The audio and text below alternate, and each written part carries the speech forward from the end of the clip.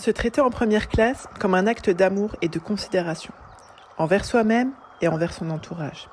Se donner les moyens de prendre soin de soi, de sa santé mentale et de son développement personnel. Tu peux donner le meilleur de toi-même sans souffrir et sans galérer. Tu peux faire différemment. Décide de te traiter en première classe. Je vais te donner les clés, les pistes et ensemble, on va dénouer les nœuds. C'est le moment, c'est ton moment. Je suis Émilie Antoine, fondatrice de mapsyenlignechaismoi.fr, le meilleur de la psychologie et du développement personnel. Parce que les femmes représentent la moitié de la communauté, elles éduquent et soutiennent la seconde. Par conséquent, elles ont besoin de se traiter en première classe. Très jeune, j'ai eu conscience de la mort parce que mon père était malade du cœur et qu'il a enchaîné les infarctus assez régulièrement. De mémoire, je pense que je devais avoir moins de 7 ans quand ça a commencé. On n'avait pas manqué de me rappeler à plusieurs reprises que, pour paraphraser, le prochain, donc infarctus, pourrait être le fatal. Lorsque mon père s'assoupissait sur le canapé en regardant la télé, je marquais souvent un arrêt pour observer son torse afin de vérifier que sa respiration était toujours présente. J'ai fait ça quand j'étais enfant, j'ai fait ça quand j'étais adolescente et j'ai continué de le faire adulte jusqu'à sa fin. Dieu merci, notre Seigneur nous a accordé un délai puisque j'ai pu profiter de mon père jusqu'à mes 30 ans bien passés. J'ai eu l'honneur de l'accompagner jusqu'à la fin et je n'oublierai pas son dernier souffle lorsque je l'ai pris dans mes bras après sa mort. Sa vie s'est arrêtée alors que je faisais un rapide aller-retour entre l'hôpital et mon appartement. La perte d'un parent, c'est certes une chose qui nous marque à vie. On n'oublie pas et c'est pas du tout le but. On apprend à vivre avec le manque, on développe sa résilience et son autonomie, ou pas.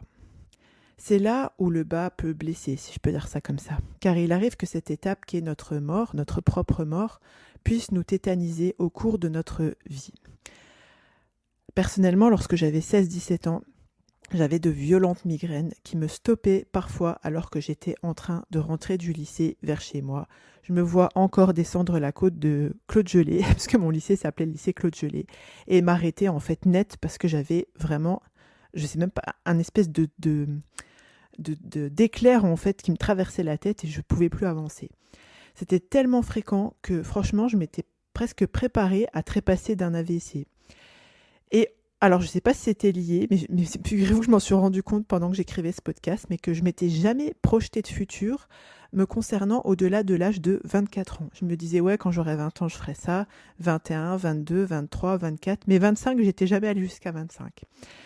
Et j'ai aussi réalisé que ça correspondait également à la période où, poussée par la foi, du coup quand j'étais adolescente, j'ai commencé à lire et à me documenter sur les religions, jusqu'à ce que mes recherches aboutissent à mon choix définitif quelques années plus tard. L'expérience de la mort, de près ou de loin, nous rappelle en un sens à l'expérience de la vie ici-bas. C'est pourquoi j'ai décidé, en cette fin d'année, d'aborder cette question. Pourquoi est-ce qu'on peut avoir peur de la mort ? Bienvenue dans ce 23e épisode du podcast Se traiter en première classe. Dans cet épisode, nous allons parler bien sûr de la peur assez fréquente finalement de la mort, qu'elle nous concerne ou qu'elle concerne la peur qu'on peut avoir vis-à-vis du fait de perdre nos proches. Ensuite, on va évoquer les raisons qui peuvent nous pousser à développer cette peur de manière plus ou moins intense et les symptômes qui peuvent cacher une telle peur profonde. Parce que des fois, la personne, consciemment, elle ne va pas nous dire « j'ai peur de la mort », mais il y a certains symptômes qui trahissent cette peur qui a élaborée en fait. Et enfin, nous verrons des pistes de solutions pour gérer cette peur et même la transformer en force. Alors comme je vous disais, avoir des craintes lorsque la mort elle est évoquée, c'est plutôt normal. Ceci étant, force est de constater que cette crainte, elle peut parfois devenir invasive, voire obsessionnelle. Alors là, on parle plus juste de peur de la mort classique, si je peux dire ça comme ça, on parle de thanatophobie. Et si vous avez envie de briller pendant le repas de ce soir ou de demain, sachez que le mot est formé à partir du grec ancien thanatos qui signifie la mort et phobia qui signifie la peur. Du coup, la thanatophobie se définit comme une peur irraisonnée et irrationnelle de la mort. Et ces deux adjectifs qualificatifs autrement dit, signifie que ce sentiment, il est inadéquat à la situation dans laquelle on se trouve au moment où on est dans cette phobie, en fait, d'accord ? Dès lors, quand on est dans cette phobie, l'idée paralysante de mourir fait irruption de façon récurrente dans la pensée, au cours d'une journée, qu'on fasse la vaisselle, qu'on soit assis à son bureau, qu'on regarde la télé, et elle est, comme je vous disais, elle n'est pas liée à la situation qu'on est en train de vivre, mais elle est plutôt liée à un système de pensée et d'émotions qui nuit à la qualité de vie. Et je vous le rappelle encore, parce que comme je vous le disais, c'est normal en fait, dans une certaine mesure, c'est normal et c'est structurant même en termes de psychisme, de laisser la mort et son anticipation occuper une part qui est plutôt importante de nos pensées à certains moments de la vie. On dit que, les psychologues disent que les enfants, ils intègrent en fait l'existence de la mort et le fait que ça touche tout le monde entre 6 ans et 9 ans. Et bon, après, c'est pas selon, on va dire, selon les chercheurs, ça peut changer. Les dates, si je peux dire ça comme ça, là, je peux changer, mais grosso modo, c'est entre 6 ans et 9 ans.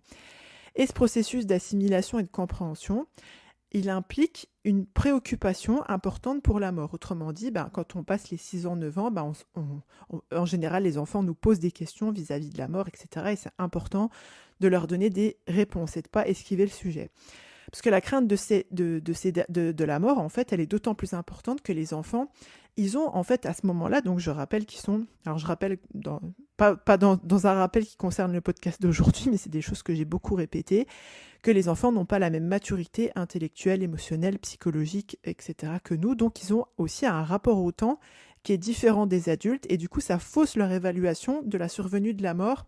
Et notamment, on le voit dans ces âges-là, pour les personnes qui sont importantes pour eux, et du coup, ça peut être un peu anxiogène pour eux, mais c'est normal.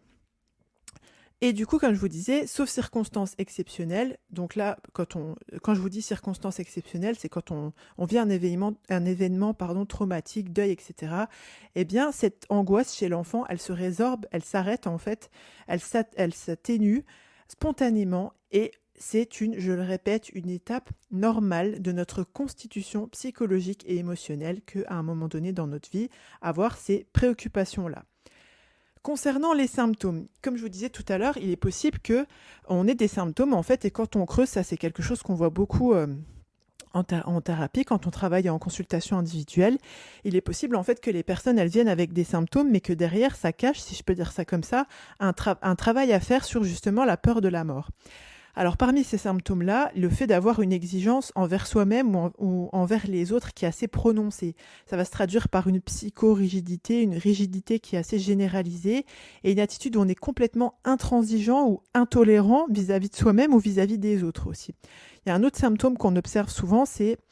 Bon, alors c'est pas très surprenant, alors je sais pas, ça dépend, c'est biaisé, mais en tout cas les troubles obsessionnels compulsifs, donc ce qu'on appelle de manière plus commune les TOC, sont aussi parfois révélateurs d'une problématique autour de la peur de la mort qui est élaborée. L'hypocondrie, donc la peur d'être malade et la peur de la maladie en fait. D'autres phobies, ça peuvent être liées aussi à la peur de la mort, comme la peur de la foule, la peur de l'avion, la peur de tomber malade. Et ça, du coup, forcément, quand on vit avec ces peurs-là, ces phobies-là, c'est très handicapant d'un point de vue social, professionnel, etc. et psychologique, évidemment. Des pensées négatives aussi, qui peuvent mener à la dépression. Des troubles du sommeil, comme des insomnies, des cauchemars, des terreurs nocturnes.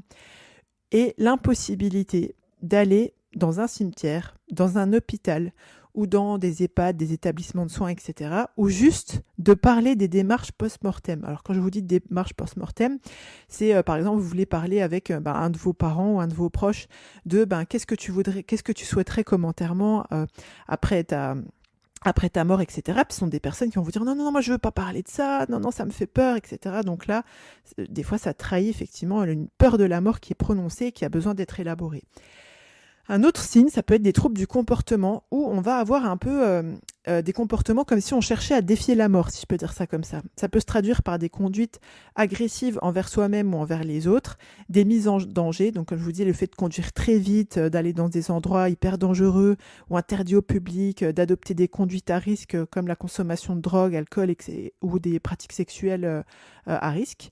Et du coup là, c'est plus, voilà, c'est souvent la personne, elle est en mode, elle cherche à défier, si je peux dire ça comme ça, la mort. Des troubles alimentaires, enfin, et des troubles anxieux, ça peut trahir aussi une peur de la mort, qui a besoin d'être élaborée. Et enfin, s'agissant des facteurs... Alors non, pas enfin, c'est l'avant-dernier point. En fait, c'est surtout les raisons, entre guillemets, que je voulais vous... Les raisons qui font que, justement, je peux être en mode de... Pourquoi, en fait, est-ce que je peux avoir peur de la mort à un moment donné? Concernant ces raisons-là, je vais vous en proposer 7, ok? Donc, évidemment, ce sont probablement pas les seuls. Et je vous invite d'ailleurs à partager vos hypothèses en commentaire depuis la plateforme de laquelle vous êtes en train d'écouter ce podcast. Ou alors, vous pouvez me rejoindre sur mon compte Instagram, @Émilie-Antoine, sous le post qui est dédié à ce podcast pour me partager. De toute façon, ça peut être vos hypothèses, vos ressources, votre avis sur le podcast, etc. Je suis toujours ravie de vous lire. La première raison, alors les 7 raisons, je les ai construites en fonction de mon inspiration, donc elles ne sont pas, n'ont pas de, comment dirais-je, il n'y en a pas une qui est pire que l'autre, ou voilà, ça c'est un truc que je vous dis souvent, mais voilà, elles sont liées forcément, mais elles n'ont pas d'ordre spécifique. La première raison que je vous propose, ce que j'ai observé souvent, c'est que quand on ne sait pas à quoi s'attendre concrètement après la mort, eh bien ça peut renforcer le fait d'avoir peur de la mort, justement, parce que derrière, qu'est-ce qu'il y a? Il y a le besoin de spiritualité, de se poser la question de la vie après la mort, en fait, qui pointe le bout de son nez. Le fait de ne pas savoir ce qui se passe, ça peut être très anxiogène et ça peut alimenter justement cette peur de la mort. Notamment, la religion, elle nous donne des clés de compréhension sur ce qui se passe dans l'après. Ça permet justement mieux d'appréhender les choses avec forcément plus de connaissances, de sagesse, de certitude. Et comme je vous disais, c'est souvent un besoin qui arrive pendant l'enfance, l'adolescence ou la vie adulte, lorsqu'il y a des naissances ou lorsqu'on est confronté à la mort de près ou de loin. La deuxième raison qui peut appuyer le fait qui peut expliquer pourquoi on a peur de la mort, donc la première raison, c'est le fait de ne pas savoir à quoi s'attendre après la mort, en fait, de ne pas pouvoir se représenter psychologiquement, mentalement, ce que ça donne. Voilà, ça peut appuyer en fait cette peur. La seconde raison que j'ai observée souvent, c'est que les personnes ont de la culpabilité, ressentent énormément de culpabilité vis-à-vis de certaines choses qu'elles ont faites ou qu'elles n'ont pas faites pendant leur vie ici-bas, si je puis dire, et elles ont peur de payer pour ça dans l'au-delà. Et en général, cette culpabilité, elle n'a pas été, élaborée. C'est des choses dont elles n'ont jamais parlé, qu'elles n'ont pas pu verbaliser sur ça. Et du coup, on voit que quand elles sont dans un espace de sécuritaire, si je peux dire ça comme ça, où elles se sentent en confiance pour pouvoir en parler, que ce soit en psychothérapie ou que ce soit dans un groupe de travail comme un coaching de groupe, etc., ça leur fait énormément de bien de pouvoir élaborer justement cette culpabilité. Est-ce qu'elle est légitime ou pas? Comment elles peuvent la rattraper, faire amende honorable, comme on dit, etc. Donc ça aide beaucoup par rapport à cette raison 2. La troisième raison que je voulais vous exposer, c'est souvent, on voit que les gens qui ont été exposés, donc souvent quand ils étaient enfants, à un événement traumatique, du genre accident de la route, ou alors, ce qui est assez fréquent aussi, c'est quand il y a eu des scènes de grande violence entre les parents, et que du coup, en tant qu'enfant, on a eu peur que par exemple son père tue sa mère, clairement, ça va jouer après sur la peur de la mort, en fait, parce que c'est quelque chose qui s'est... qui a été marqué, c'est un événement qui a marqué en fait le psychisme de la personne quand elle était enfant, et du coup cette peur, en fait, cette grande peur, elle peut justement avoir après continué de nourrir cette peur de la mort, en fait. Et la quatrième raison que je voulais évoquer avec vous, je vais vous donner un exemple concret. Donc là, je l'ai appelé un blocage suite à une incompréhension situationnelle dans l'enfance. Je vous donne un exemple. C'est un exemple tiré de faits réels. Donc c'était une maman qui m'avait consultée parce que son enfant qui devait avoir, je ne vais pas vous dire de bêtises, entre 3 et 5 ans, excusez-moi l'expression, pétait des câbles, vraiment faisait des crises quand elle partait au travail. Écoutez bien, les termes sont important. Quand elle partait au travail, quand sa mère, donc en tant que mère, elle disait à son enfant, je pars au travail, je pars voir mamie, je pars en course, eh bien, elle faisait des crises incroyables. Et, et quand on en a discuté, quand on a parlé du coup du décès de son mari et de comment il avait été expliqué à l'enfant, on a dit à l'enfant, papa est parti. Et donc, du haut de ces 3 4, 5 ans, excusez-moi, je me rappelle plus exactement l'âge de l'enfant, mais du coup, l'enfant, il avait assimilé, c'est pour ça que je vous dis une incompréhension situationnelle dans l'enfance, et du coup, il y a un blocage qui s'est créé après par rapport au terme. C'était devenu, donc en fait, l'enfant, avec son bagage intellectuel, émotionnel, ne faisait pas la différence entre papa, il est parti, donc il est plus là, il est mort, en fait, il est décédé, les gens pleurent, il a compris qu'il a plus ou moins commencé à intégrer que son père, il ne le reverra plus. Et du coup, sans se rendre compte, en fait, on lui disait maman elle est partie au travail, maman elle est partie en course, ou qu'elle-même elle employait ce terme, eh ben ça le mettait dans une grande détresse émotionnelle. Et c'est ça c'est ce que je voulais vous expliciter quand je vous parlais de la 4e raison, où c'est un blocage suite à une incompréhension situationnelle dans l'enfance. Les mots ont une grande importance. C'est aussi quelque chose que je vous rappelle énormément. La 5e raison que j'ai observée, alors avant de développer cette raison-là, je précise encore que avoir peur de la mort, c'est assez sain et c'est assez légitime. Notamment, en fait, avoir peur de la mort dans une certaine mesure, bien sûr, ça permet de rester prudente dans son quotidien et ça permet de fixer des limites aussi. Sans quoi, probablement qu'on se mettrait perpétuellement en danger. Et du coup, c'est assez classique de penser à la mort de temps en temps, tant que ça ne devient pas une obsession. Ça permet de mettre en lumière, de se recentrer en fait sur soi et de mettre en lumière les bienfaits de la vie.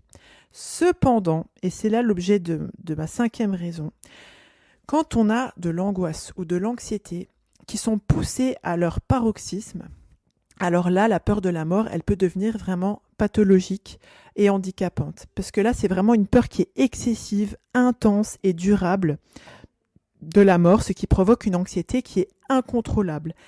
À partir de pensées, en fait, d'idées qui sont irrationnelles, qui sont irraisonnées, irrationnelles, concernant sa propre mort ou celle de ses proches. Alors, ce qui est intéressant, je peux dire ça comme ça, dans le cas de quand on est atteint d'anxiété, en fait, ou d'angoisse, c'est que, en général, ça c'est quelque chose que j'ai beaucoup développé aussi dans les différents podcasts, c'est que souvent, derrière le fait de souffrir d'anxiété ou d'angoisse, il y a un rapport au contrôle, aux notions de contrôle et de maîtrise qui est biaisé, en fait. C'est qu'on est souvent...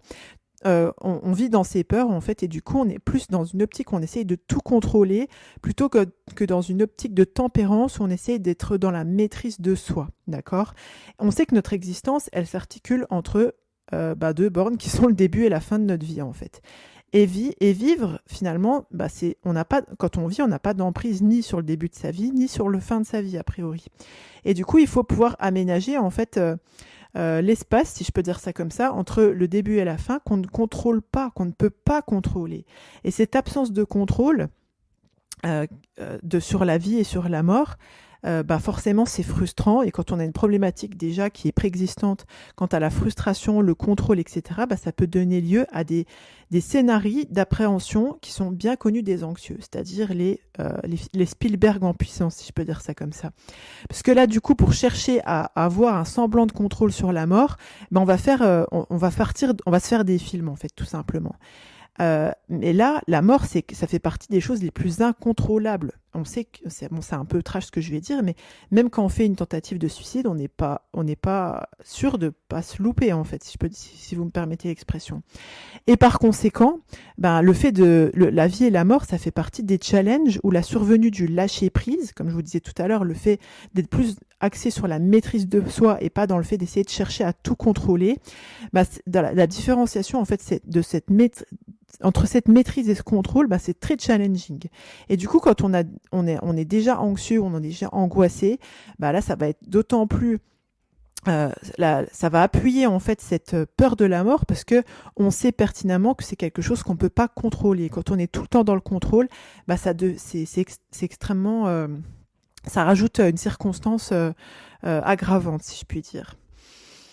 la 6e raison que je voulais évoquer avec vous, qui est très proche de la première, souvent, quand on arrive à un moment de sa vie, en fait, qu'on a eu la tête dans le guidon pendant un moment, parce qu'on était en mode études, travail, où on a suivi un peu un espèce d'ordre préétabli, et que du coup, on s'est un peu oublié, et qu'on sait plus, on sait pas pourquoi, pour qui on fait les choses, et que du coup, on se sent un peu, si je puis dire, vide de l'intérieur.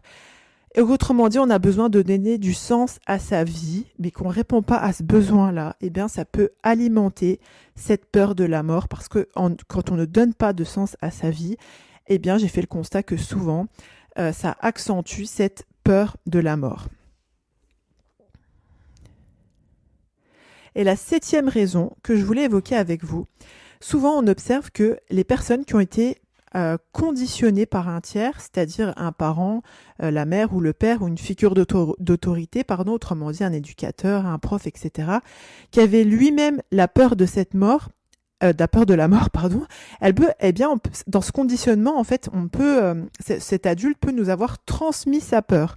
Auquel cas, c'est pas forcément une peur qui nous appartient totalement, dans le sens où c'est plus des pensées, des croyances limitantes, etc., qui ont été transmises.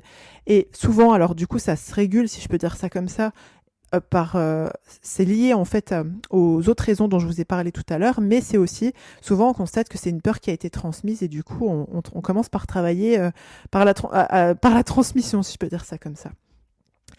Enfin, comment, et c'est peut-être la question que vous vous posez arrivé à ce stade du podcast, ok, c'est bien beau Émilie, tu nous as expliqué la peur de la mort saine, si je peux dire ça comme ça, la peur de la mort qui se transforme en phobie, les signes qui peuvent nous laisser comprendre qu'on est là-dedans, les raisons qui peuvent alimenter, si je puis dire, cette peur de la mort. Ben alors maintenant, comment on fait pour gérer la peur de la mort ?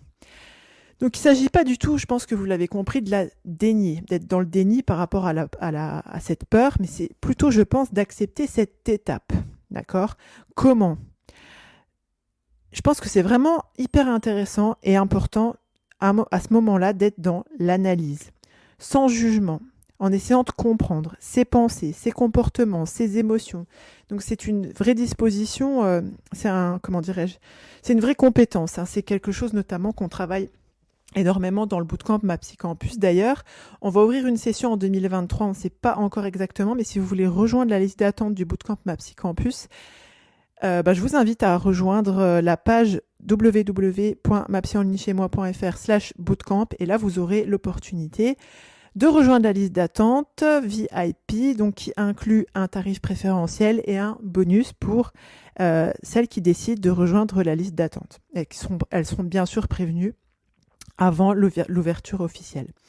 Et comme je vous disais, comment on va faire pour commencer à gérer cette peur de la mort ? Donc l'idée, c'est vraiment d'analyser sans jugement ses pensées, ses comportements, ses émotions, de rejoindre un espace, en fait, ou de parler avec des personnes avec qui on se sent à l'aise d'évoquer, de verbaliser sur la mort, en fait, tout simplement, sur la peur de la mort ou juste sur la mort, et d'avoir l'opportunité de prendre du recul sur ce qui nous fait vraiment peur. C'est des conversations je pense en tant que psy qu'on est souvent amené à avoir avec les personnes, tout en sachant que ce ne sont pas des conversations du quotidien. Donc ça fait poser des questions qui peuvent être très étranges, parce que quand on dit j'ai peur de la mort, on peut avoir peur de la mort pour différentes raisons. On peut avoir peur de souffrir pendant la mort, on peut avoir peur de ce qui se passe après, on peut avoir peur d'être seul. Enfin, je ne vais pas vous donner plein de mauvaises idées de pensées qui peuvent être anxiogènes, mais voilà, ça peut recouvrir une réalité qui est très vaste en fait. Et ça, on peut toucher du bout du doigt cette réalité-là, soit en parlant avec une personne de confiance dans un groupe, etc., soit en écrivant. Et je pense que la meilleure manière, si je peux dire ça comme ça, et ça va peut-être vous surprendre, de gérer sa propre peur de la mort ou même la peur de ses proches, c'est vraiment de décider de se traiter en première classe. Qu'est-ce que j'entends par là ? De prendre le temps de se poser et de mettre du sens à son existence. De faire le point sur sa vie, sur qui on est, sur son identité, sur ses croyances, qu'elles soient limitantes ou pas, sur ses blocages, C'est bien ce qu'on fait d'ailleurs lors du bootcamp Ma Psy Campus. Et vraiment de prendre le temps de faire ce point sur sa vie avec conscience, avec bienveillance, en étant dans une posture de femme responsable, en se posant les questions suivantes en fait, souvent parce que la mort, comme on dit, c'est le grand rappeleur. C'est quoi? Quelles sont mes priorités? Qu'est-ce qui est important pour moi? Quelle direction cohérente je veux donner à mon existence? Est-ce que justement je mets en place de manière... Qu'est-ce que je décide de mettre en place de manière active et sensée, c'est-à-dire de manière... les actions concrètes que je vais mettre en place, justement, qui sont sensées, qui ont du sens vis-à-vis de mes principes et de mes valeurs, en fait, pour que je sente que mon existence, en fait, elle est pertinente, si je peux dire ça comme ça. Et quel regret potentiel je peux avoir, quel regret, quel remords je peux avoir potentiel, et comment je voudrais justement, encore une fois, agir de manière responsable, bienveillante, pragmatique pour, entre guillemets, alléger ma conscience dans le sens où je fais ma part de manière responsable, si je peux dire ça comme ça. C'est ce que j'entends vraiment par le fait quand je vous dis décider de se traiter en première classe, c'est vraiment ça en fait. C'est donner le droit à sa personne de se poser pour faire le bilan de sa vie, pour mieux appréhender non seulement le début, c'est en rétrospective, le pendant, et puis la fin de sa vie en fait, et quand on est sur notre lit de mort, si je puis dire, nous dire ok, je pars entre guillemets l'esprit tranquille et je confie mon trépas et mon au-delà à mon créateur, tout en ayant fait les causes de mon côté, en étant sereine. J'aimerais beaucoup avoir vos retours sur ce podcast. Tu peux m'adresser une note, une review, un commentaire, me laisser un petit pouce up ou down si t'as pas kiffé depuis ta plateforme d'écoute. Pense à t'abonner et à profiter de nos programmes. Sache qu'on a des programmes offerts de psychologie, entre guillemets dev perso, mais pas la sauce New Age, bien sûr, qui sont offerts quand vous vous rendez sur mapsyenlignechaismoi.fr. Et je vous rappelle que si vous voulez justement prendre ce temps pour vous traiter profondément en première classe, vous pouvez décider de rejoindre la session 2023 du Bootcamp Ma Psy Campus en vous inscrivant, en décidant de vous inscrire sur la liste d'attente. Je ne vais pas tarder à contacter les personnes qui sont sur la liste d'attente parce que l'offre justement qu'on va leur proposer Early Birds, donc avec un tarif préférentiel et un bonus, c'est réservé à une dizaine de personnes. Donc voilà, les premières arrivées seront les premiers servis, comme on dit. Merci de votre écoute et de votre attention. Au plaisir de revenir dans vos oreilles. Je vous ai présenté le podcast Se traiter en première classe, ta dose hebdomadaire pour te construire le mindset d'une femme épanouie et en phase avec ses valeurs et ses principes. Chaque semaine, je vais te donner des explications impactantes et des conseils concrets pour que tu puisses vivre en fonction de tes aspirations et non en fonction de tes peurs, de tes croyances limitantes et de tes blocages. Pensez bien que vous êtes la première personne à bénéficier du crédit que vous accordez à votre existence et je vous dis à bientôt. Bye bye!